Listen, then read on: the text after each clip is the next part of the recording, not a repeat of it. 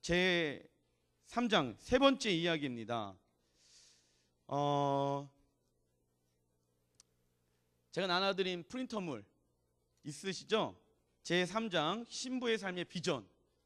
자, 제목 한번 같이 한번 읽어보겠습니다. 시작. 신부의 삶의 비전이라는 제목을 가지고 아가서 세 번째 이야기를 여러분들에게 말씀해 드리려고 합니다. 자, 준비되셨죠? 예, 감사합니다.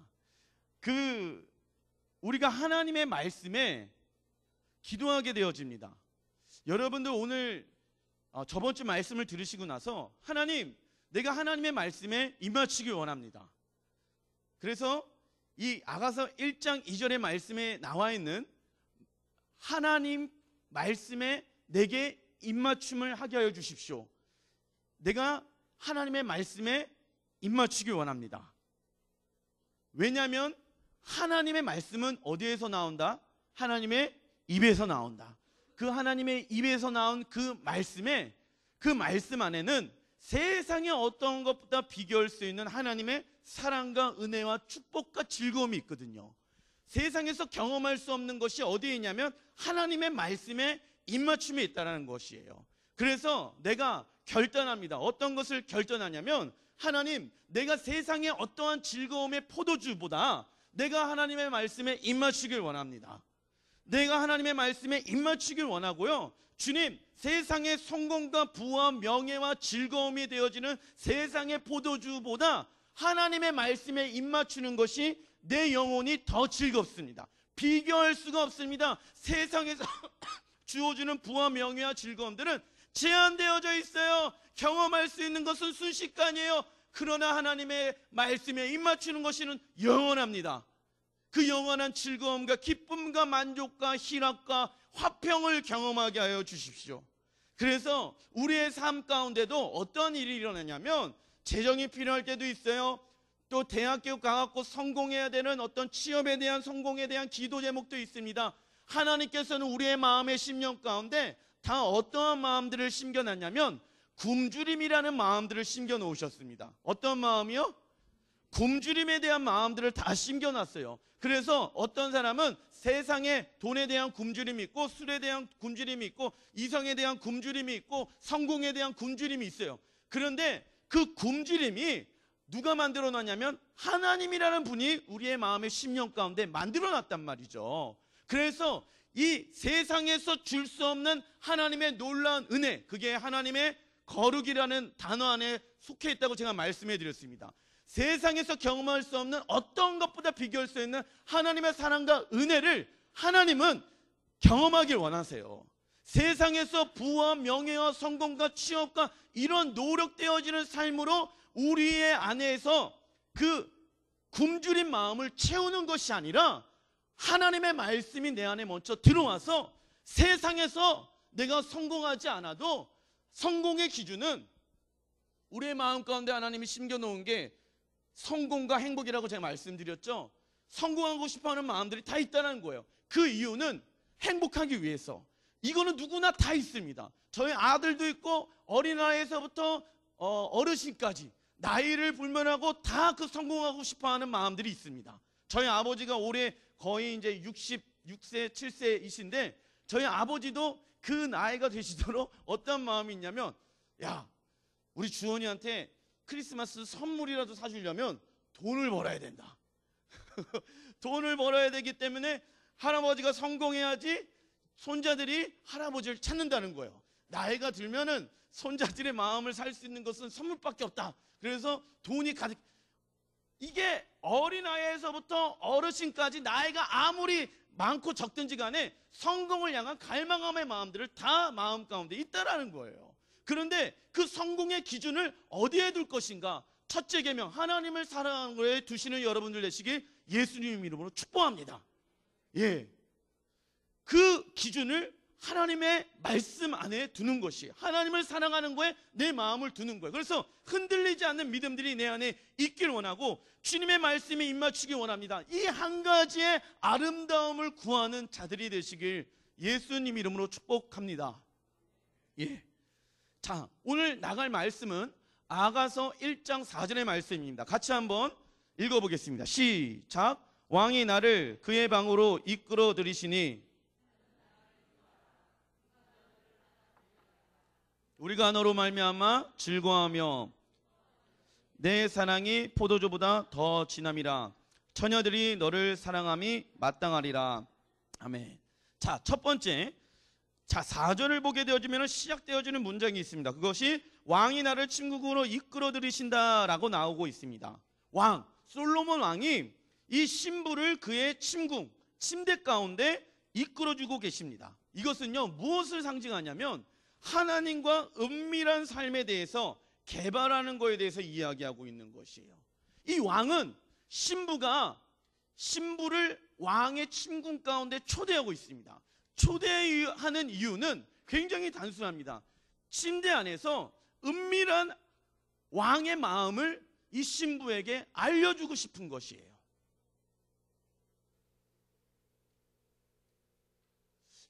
결혼을 안 한 우리 청년들과 결혼을 한 우리 집사님들이 계십니다. 침궁, 같은 방에서 은밀한 것들을 나눌 수 있는 시간들을 갖게 되어져요. 이상한 거 생각하지 마시고 제가 저번에 주에도 말씀드렸는데 유괴되어지는 해석들은 다 금합니다.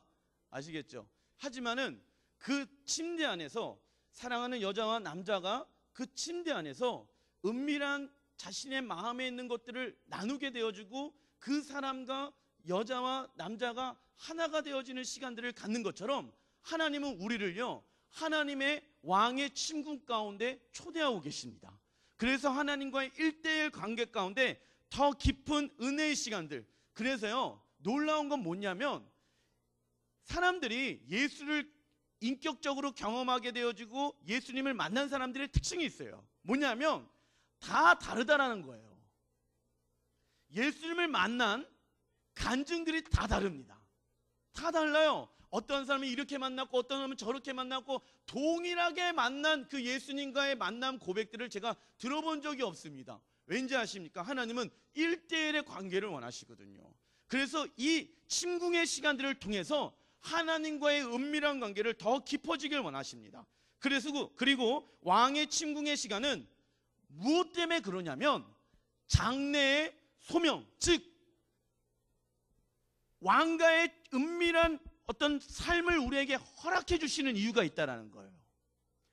예수님을 1:1로 계속해서 만나게끔 예수님이 우리에게 찾아오시는 이유가 있다는 거예요. 그냥 그 만남 안에만 머물러 있는 것이 아니라 장래에 예수님이 실제로 다시 오시게 되어질 것인데 그때 그 친밀함 가운데 예수님은 주님 옆에 달려가길 원하십니다. 그래서 그 침궁의 시간들을 통해서 하나님과 나의 관계를 이 속사람을 빚어가는 시간들을 가지셔야 돼요. 1:1의 주님과의 관계. 많은 사람들이요 하나님 안에서 변화되어지길 원합니다. 그런데요 제가 결혼을 하고 자녀를 낳고 하다 보니까는 특징이 있습니다. 제가 어떤 분 집에 신방 갔는데 제가 가끔 저희 사모랑 이 파이터를 하는데 둘 다 잘 안 바뀌어요. 연애 때부터 서로에게 고치고 싶어하는 단점들이 있습니다. 그런데 안 바뀌어요. 너는 왜 연애 때부터 그러는데 지금도 그러냐? 그 주제가 변하지가 않습니다. 그래서 내가 상대방을 변화시킬 수 있는 능력이 없구나 라는 것을 다 쌓고 나서 경험합니다. 예, 내가 변화시킬 수 있는 능력은 내 안에는 없구나. 자녀도 마찬가지예요. 너는 왜 어렸을 때부터 그러면서 지금까지 그러냐라는 말을 자녀들에게 이야기합니다. 부모에게는 자녀를 변화시킬 수 있는 능력이 없습니다. 예를 들어서 부모의 사랑을 받지 못한 아이들이 어떠한 사람에게 정말 많은 사랑을 받게 되어집니다. 그런데 예전에는 그 아이가 변화되어지길 원해서 여러 가지 훈육과 방법을 통해서 했는데 사랑을 받다 보니까 그 사람이 변하게 되어진다는 것이에요. 믿는 그리스도인들도 마찬가지입니다. 하나님의 사랑을 받아야지만이 사람은 변하게 되어져 있어요. 이게 굉장히 중요한 얘기입니다. 내가 뭐 변하고 싶어하는 마음이 있단 말이죠. 내 안에 울컥울컥하는 그런 어떤 분노나 어떤 화냄이나 막 이런 것들, 제 안에도 상처되어지는 것들 너무 많아요. 그런데 그 부분들이 변하고 싶어하는 갈망함의 마음들이 있는데 내 힘으로도 그것을 변화시킬 수가 없어요. 내 스스로도. 그죠? 근데 다른 사람에게 그 얘기를 들어도 마음만 더 상처를 받았지 변화되어질 수가 없다라는 거예요. 그래서 주님은 왕과의 친구의 시간들을 갖기를 원하세요. 내 영혼이 변화되어질 수 있도록, 내 삶이 변화되어질 수 있도록 그분의 사랑을 받아야지만이 내 삶이 변화되어질 수 있다는 것을 주님은 너무나도 잘 알고 있다는 것입니다. 그래서 이 침궁에서 갖는 시간들을 어떻게 하면 유지할 수 있을 것인가가 중요하다는 것이에요. 사랑을 받고 있다고 하면 그 사랑을 어떠한 방법으로 유지하면서 살아갈 수 있을 것인가가 오늘 설교에 대한 제목, 신부의 삶의 비전인 거예요. 그 신부의 삶의 비전은 크게 두 가지로 이야기할 수 있습니다. 자, 우리는 모든 사람들이 예수님의 신부로서 부르심을 받았습니다. 그 부르심을 받은 사람들의 두 가지의 비전이 있다라는 거예요. 그 첫 번째 비전은 뭐냐면 4절 안에 있어요. 4절에 왕이 나를 그의 방으로 이끌어 들이시니, 그리고 나서 두 번째 단락에 너는 나를 인도하라 라고 나오죠.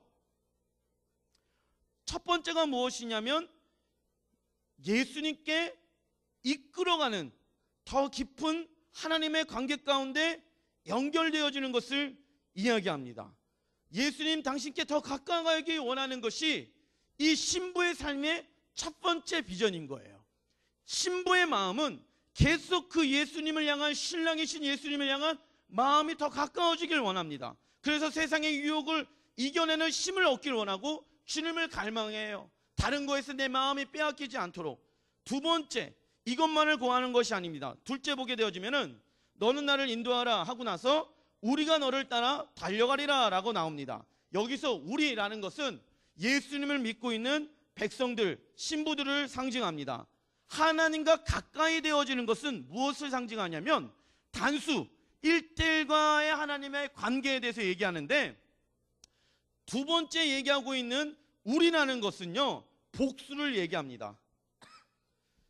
1대1의 관계도 중요하지만 신부의 삶의 두 번째 비전은 무엇이냐면 함께 예수님의 리더십 안에서 사람들과 함께 주님과 가까워지는 시간들을 갖는 거예요.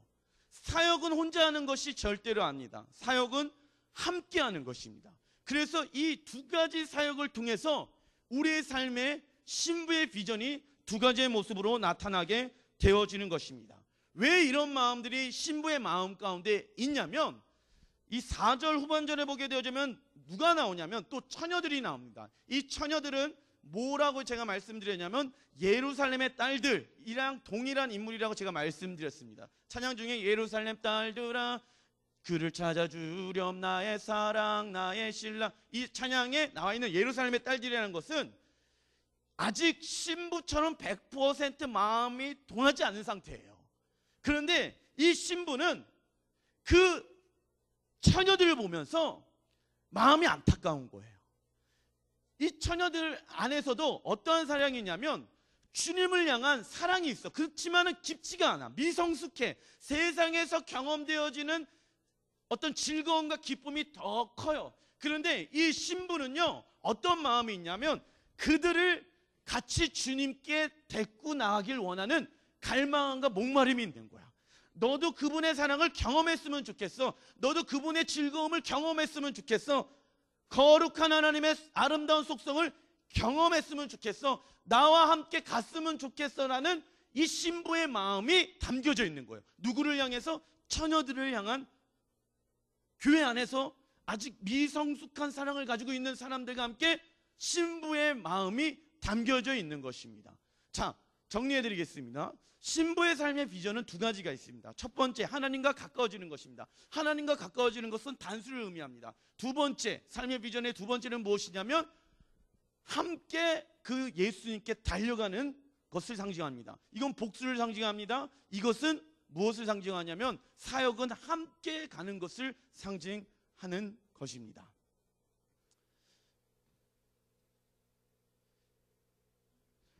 자, 1번 보십시오. 균형 잡힌 신앙의 삶은 예수님을 향한 사랑의 열정과 사람들을 향한 긍휼의 삶으로 살아가는 것입니다. 신앙생활을 하는 일생 동안 우리는 예수님과 더 가까이 인도함을 받는 것과 사람들과 같이 달려가는 그 사이에 계속적인 지속적인 무엇이 온다? 갈등이 오는 거예요. 갈등이 오는 거예요. 리더의 자리에 있다 보면은 그 사람들과 함께 갔으면 좋겠어. 지금 우리와 함께 가야 될 시간이야. 주님이 우리를 부르십니다. 나의 사랑하는 자야, 어여쁜 자야, 일어나 함께 가자. 그런데 함께 가지 못하고 있는 그 예를 들어서 식구들이 있단 말이에요. 연약한 사랑을 가지고 있는 사람들이 있단 말이에요. 그런데 리더의 마음 가운데는 어떠한 일들이 마음 가운데 생기게 되어지면 왜 따라오지 못할 것일까? 갈등이 일어나게 되어집니다. 여기에서 뭐 왜 이렇게 힘들게 하냐, 어렵게 하냐, 여러 가지 이야기를 들리게 되어집니다. 이때 무엇이 오냐면 갈등이 오게 되어져요. 그런데 신부의 마음 가운데 어떠한 마음을 잃어버리지 말아야 되냐면 첫 번째, 하나님과 더 가까워지고 싶어하는 신부의 삶의 비전의 첫 번째 비전을 잃어버리면 안 돼요. 그 비전을 잃어버리는 순간 같이 가자니까 왜 말을 안 듣냐? 여기에 무엇이 들어가면 힘이 들어가. 인간의 육신의 노력이 들어가. 그러다 보니까는 어떻게 되어진지 아십니까? 지치게 되는 거예요. 지치게 되어져서 주님과 함께 달려가지 못하게 되어져서 내가 이 자리를 계속해서 해야 되는가라는 영적인 딜레마에 빠지게 되어집니다. 그래서 무엇이 중요하냐면 속도를 맞추는 것도 중요해요. 하지만은 이 사람은, 신부의 마음은 주님을 향한 사랑의 마음이 겸비되어 있어야 됩니다. 더 가까이 나아가고자 하는 마음들이 있어야 됩니다. 그런 자들에게 지치게 됐을 때, 주님을 악망하게 되어졌을 때 주님은 어떠한 힘을 주실까요? 새 힘을 주시는 거예요. 독수리 날개처럼 올라가는 새 힘을 주실 것입니다. 2번, 신부가 주님께로 가까이 인도받기를 원하는 그 시간, 그 기도에 하나님, 내가 하나님의 말씀에 입맞추기를 원합니다. 내가 하나님의 말씀에 입맞추기를 원합니다. 그 기도에 예수님은 반드시 응답하시는 분이십니다. 할렐루야. 여러분들이 이 고백을 드리게 되어졌을 때 예수님은 반드시 그래, 너가 나의 말씀에 입맞추는 그 즐거움과 기쁨과 은혜와 사랑이 무엇인지 내가 너에게 알려줄 것이야. 여러분들 걱정하지 마십시오. 하나님의 말씀에 입맞춤이 되어진 것이 아직 목사님 모르겠습니다. 걱정하지 마세요. 하나님은 반드시 기도한 거에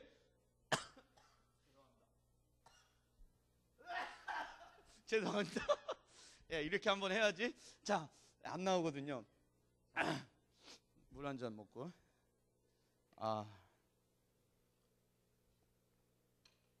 이거 이쁘죠? 예. 하나님의 말씀에 입맞추기를 원하는 그 기도가 하나님은 반드시 응답하셔요.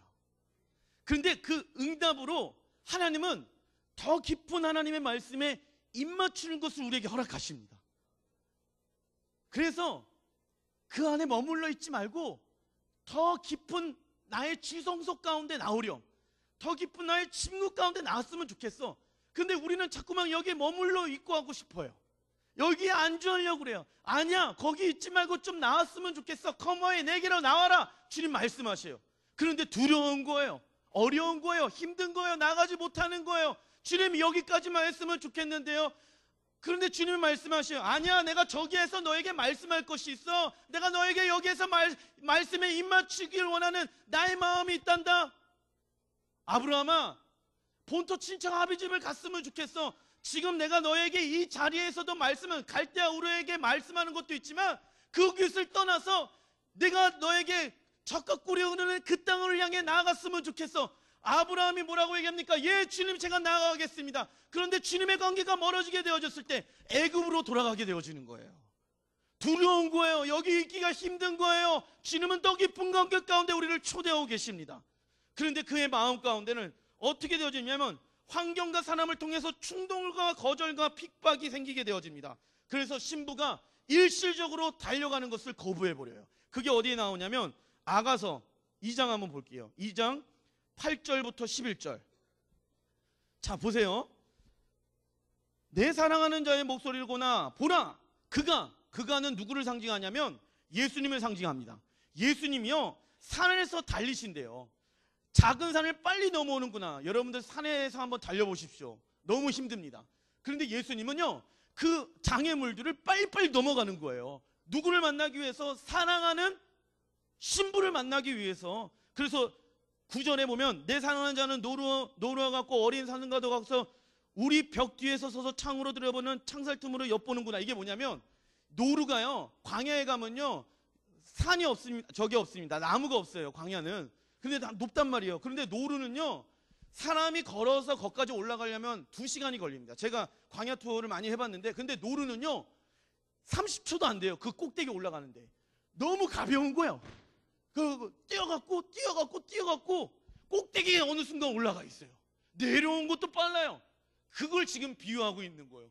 야, 노루는 빨리빨리 뛰어가지고 산의 꼭대기에 올라와서 예수님이 신부를 향해서 그렇게 빨리 달려오고 있다는 것이에요. 예수님은 이 땅 가운데 빨리 오길 원하십니다. 그런데 잘 보세요. 10절에 나의 사랑하는 자가 내게 이르기를 나의 사랑 나의 어머니 일어서 함께 가자. 11절에 겨울도 지났고 어려운 시간도 지났다. 너의 삶의 환란에 그 비가 내리는 것도 그치게 되어졌다. 그런데 신부가 뭐라고 얘기하냐? 아가서 3장 1절에 내가 밤에 침상에서 마음으로 사랑한 자를 찾아노라. 예수님 말씀하시는데 뭐라고 얘기하십니까? 찾아도, 다음 장이에요. 뒷페이지. 찾아내지 못하였노라 나오죠. 거부해버린 거예요. 나의 사랑 나의 어여쁜 자야, 나와 함께 가자. 뭔가 어려움이 생겼어요. 신부의 마음 가운데 뭔가 지침이 생겼어요. 그런데 주님이 말씀하신 이제 됐지. 나의 친구 가운데, 나의 지성소 가운데 깊은 관계가 되었지. 예수님 믿고 있는 거예요. 그런데 이 신부가 뭐라고 얘기냐면 하나님, 예수님, 내가 더 이상 나가고 싶지 않습니다. 숨어버린 거예요. 어려운 거예요. 힘든 거예요. 지쳐있는 거예요. 예수님은 모든 죄와 죽음의 문제를 다 이기시고 속히 빨리 모든 산들을 넘어오고 계시는데 주님과 함께 가자라고 했을 때 두려운 거예요.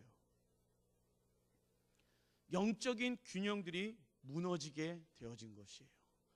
하나님과의 관계가.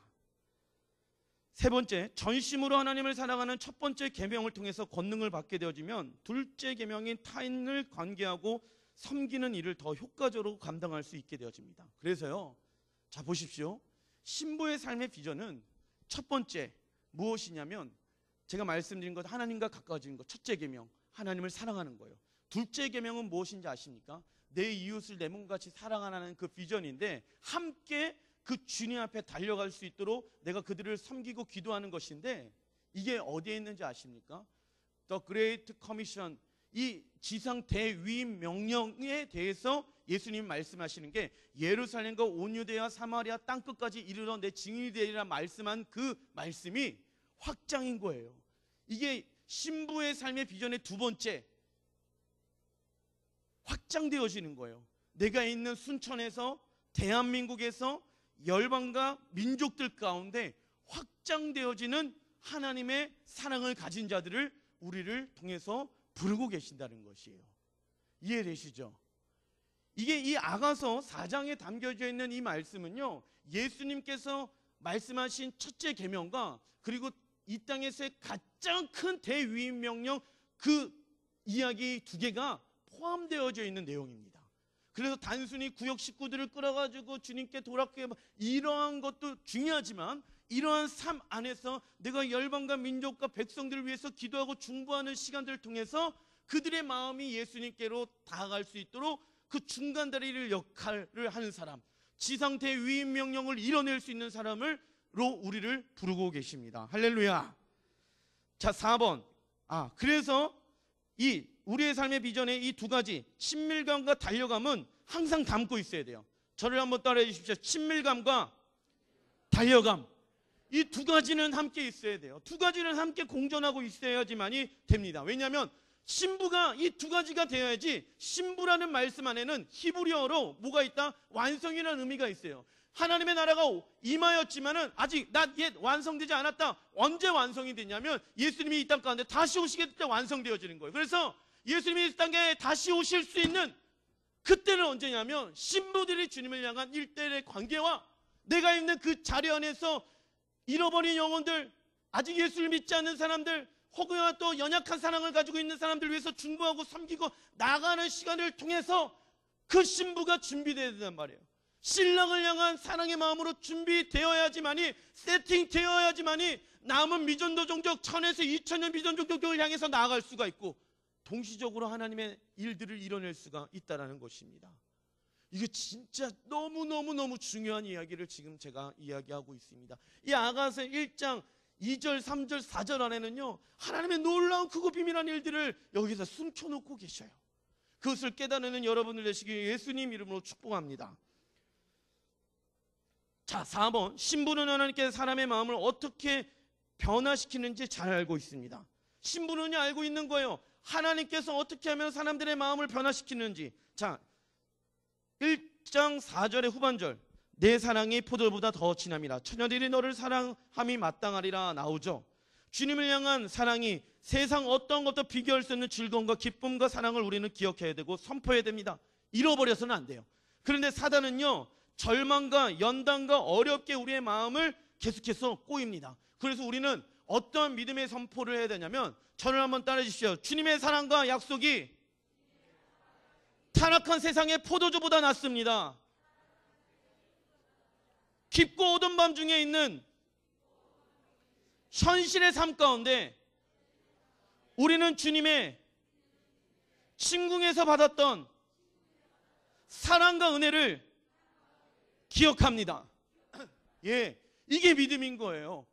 여러분들의 삶 가운데 어떠한 깊고 두려움과 어두움이 엄습해 올 수도 있습니다. 위기가 올 수도 있어요. 그런데 우리가 여기서 속지 말아야 될 것이 있단 말이죠. 사단은 우리의 마음을, 그런 마음을 빼앗아 가려고 합니다. 이때 우리의 고백이 있어야 돼요. 내가 주님 기억하기를 원합니다. 주님과의 그 기쁜 지성소의 만남의 시간들을 기억하기 원합니다. 그 안에서 오는 즐거움이 진짜고, 그 안에서 오는 기쁨이 진짜고, 그 안에서 오는 사랑이 진짜인 것을 나는 믿음으로 고백드립니다. 이걸 믿음으로 선포하셔야 되는 거예요. 세상에 줄 수 없는 하나님의 사랑. 자, 큰 3단락 세 번째, 심령은 검으나 하나님께 사랑스럽고 아름다운 존재. 자, 아가서 1장 5절 같이 한번 읽어보겠습니다. 시작. 예루살렘 딸들아, 내가 비록 검으나 아름다우니 게달의 장막 같을지라도 솔로몬의 휘장과도 같구나.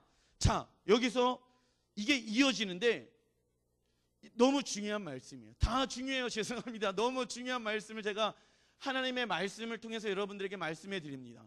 자신의 상태, 지금 신부의 상태가 어떤 상태냐면 연약한 상태예요. 실수가 많은 상태이기 때문에 자신을 뭐라고 얘기하냐면 검다라고 표현하고 있습니다.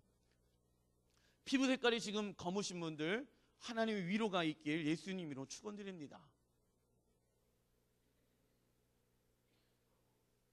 이게 그 얘기가 않다 이거지. 검어서 내가 보고 아름답다고 하나? 나는 다 시꺼멓게 만들, 이게 아니라는 거죠. 예. 감사합니다. 상태예요. 어떤 상태? 심령의 상태. 마음의 상태가 검은 거예요. 실수가 많아요. 연약함이 많습니다. 그런데 하나님의 은혜로 그를 뭐라고 얘기냐면 아름다운 존재다라고 말씀하고 있습니다. 이 두 가지는요, 동시적으로 함께 있어야 됩니다. 주님 앞에 담대히 서게 되어졌을 때 어렵게 되어지는, 특별히 우리 형제님들 마음 가운데 어떤 마음들이 있냐면 하나님 앞에 나가는 것을 조금 어려워하는 부분들이 있어요. 제가 아는 많은 지인들도 어떤 얘기를 많이 하냐면 하나님을 떠나서 살다가 세상에서 막 이렇게 살다가 주일날 한번 오게 되어지는데 하나님께 나가는 게 어렵다고 얘기해요. 왜냐하면 이게 수치심이 있는 거예요. 어떤 수치심? 내가 한 짓을 내가 잘 알고 있거든. 그러니까 하나님도 잘 알고 있으니까 하나님 앞에 나가는 그게 어려운 거예요. 어려운 거예요. 내가 어떻게 살았는지 하나님 앞에 부끄럽기도 하고 하나님 앞에 가게 되어지면 너 이 새끼 잘했다. 한번 두들겨 맞자. 이럴 것 같고 막 혼날 것 같고 막 그럴 것 같으니까 하나님 앞에 나가는 게 좀 힘들어요. 그런데 자매들 마음 가운데도 그런 마음들이 있는 분들이 계실 것입니다. 그런데 하나님은 그렇게 되어지지 않길 원하세요. 자, 검다라는 것을 깨닫게 하기 위해서 여기 일부러 써놓은 거예요. 성령께서는요, 무엇을 깨닫기 원하시냐면 죄에 대해서 깨닫기를 원하세요. 죄 있는 상태에서는요, 하나님의 은혜를 경험할 수가 없거든요. 죄 있는 상태에서는 하나님의 사랑을 경험할 수가 없거든요. 그래서 성령께서는요, 어떤 사람은요, 어떤 그룹에서는요, 어떤 얘기를 하냐면 죄에 대해서 많이 얘기합니다. 너 죄인이야, 이거 죄야, 죄야 하면서 사람들을 정죄하고 비난합니다. 이것은 하나님이 원하시는 것이 아닙니다.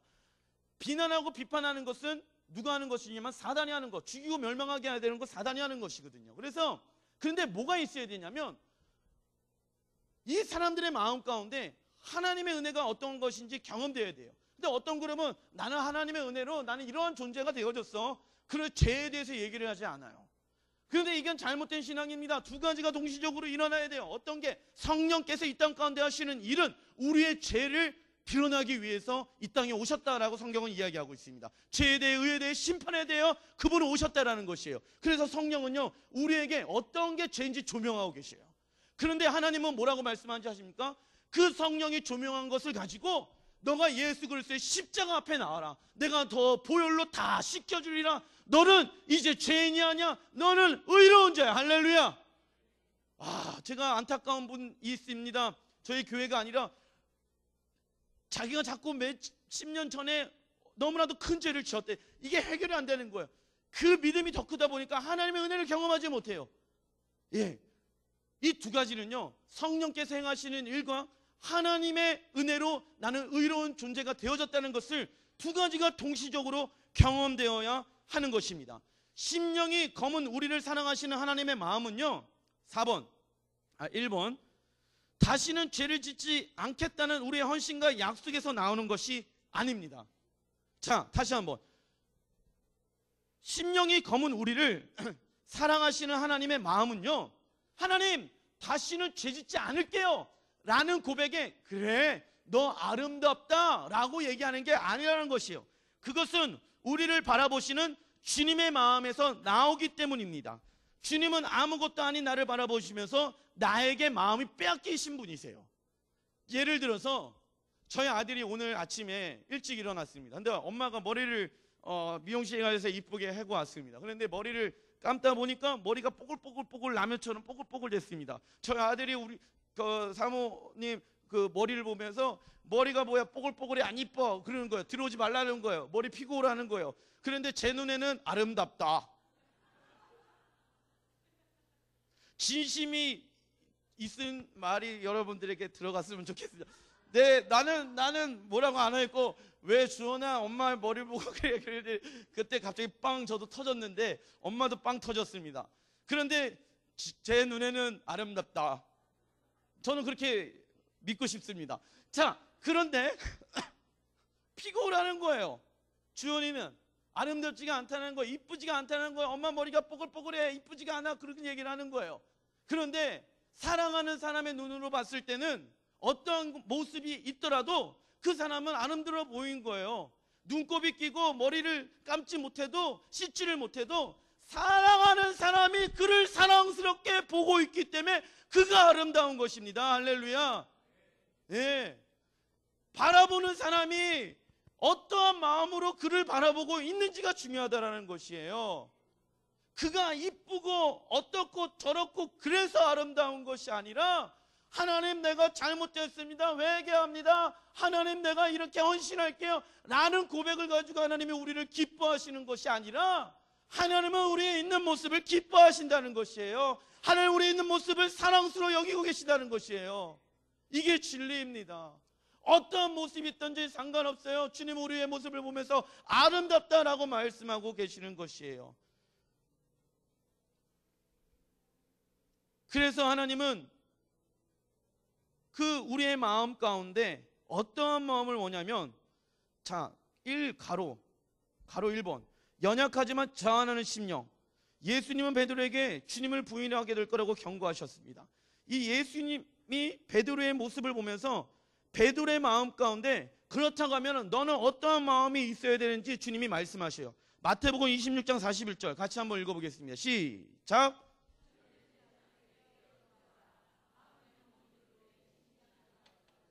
이게 뭐냐면 예수님이 베드로에게 얘기합니다. 마음은 원인 걸 알아. 마음은 너가 사랑하는 걸 알지만 이 육신에 너희들이 있기 때문에 힘들어. 그래서 이번 베드로의 연약한 육신을 보면서 예수님은 우리에게 어떻게 생각하실까요? 베드로가 예수님을 부인하고 저주하고 나서 다시 원래 직업인 어부로 고기를 잡으러 가게 되어집니다. 베드로는요 어떤 생각을 하는지 아십니까? 나는 이제 예수님을 증거하는 제자가 아니야. 나는 사도로서 그런 삶을 살아갈 수가 없어. 예수님께 실망드렸기 때문에 실패감 가운데 사로잡혀 있어서 내가 무슨 목사야. 나는 그냥 평신자로 그렇게 살아야겠다. 맨날 죄 짓고 맨날 이러는데 내가 어떻게 하나님 앞에 설 수 있을 것인가는 죄책감 가운데 살아가게 되어집니다. 주님을 볼 수 있는 별 면목이 없는 것이에요. 어떤 이들은 계속적인 실패감 속에서 자신이 하나님께 주시는 부르심을 온전히 감당할 수 없게 될 거라는 것을 단정해 버린다는 거예요. 그러시면 안 됩니다. 여기 계신 분들도 마찬가지입니다. 오늘 어떻게 이번 주 어떻게 살았더니 그게 중요한 게 아닙니다. 단정해 버리지 마십시오. 여러분들의 영혼을 묶여버리지 마십시오. 예수의 이름으로 그 모든 묶였던 것들이 풀어지게 하여 주시옵소서. 내가 예수님을 사랑하는 것이 너무나도 힘들어요. 어려워. 단정짓지 말라는 것입니다. 단정짓게 되어졌을 때 내 영혼이 묶이게 되어져요. 내가 하나님을 향한 수치감과 하나님을 향한 실패감과 두려움들이 내 안에서 있게 되어져서 이 베드로처럼 어떻게 되어지냐면 원래 그냥 살았던 삶으로 돌아가자. 종교적인 행위는 있어요. 기도는 해요. 예배는 드려요. 그러나 그 안에 하나님의 사랑이 없어지게 되어진다는 것입니다. 그래서 예수님께서는 세 번 질문하십니다. 너가 나를 사랑하느냐? 예수님이 과연 그 마음을 모르셨을까요? 겟세마네 동산에서 십자가에서 죽기 전에 마음은 뭐냐? 마음은 네가 나를 사랑하는 거 알아. 그러나 육신이 있기 때문에 지금 어려워, 힘들어, 지쳐. 예수님 모르셨을까요?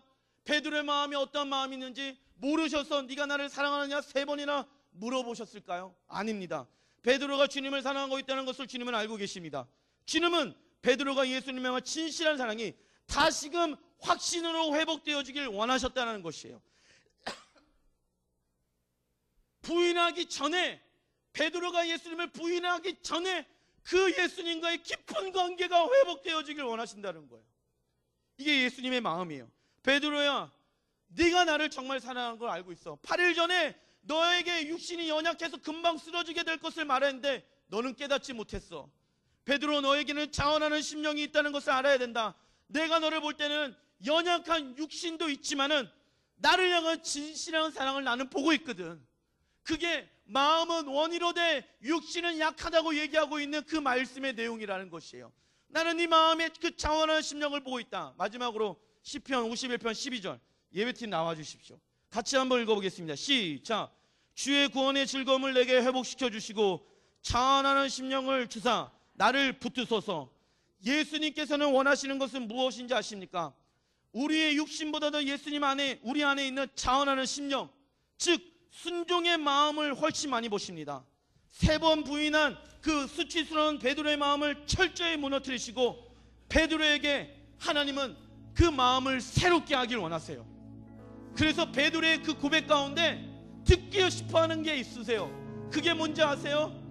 예, 주님, 내가 당신을 사랑하나이다. 절망과 실패와 두려움 가운데 하나님을 향한 사랑이 정말 맞을까? 고민하고 걱정하고 수치심 가운데 하나님 앞에 나가지 못하고 있는 그 베드로의 마음 가운데 예수님이 찾아오셔서 말씀하시는 게 뭔지 아십니까? 너가 나를 사랑한다고 고백했으면 좋겠어. 그 고백이에요. 여러분들, 목사님, 저는요 신부의 삶의 비전에 대해서 별로 관심이 없어요.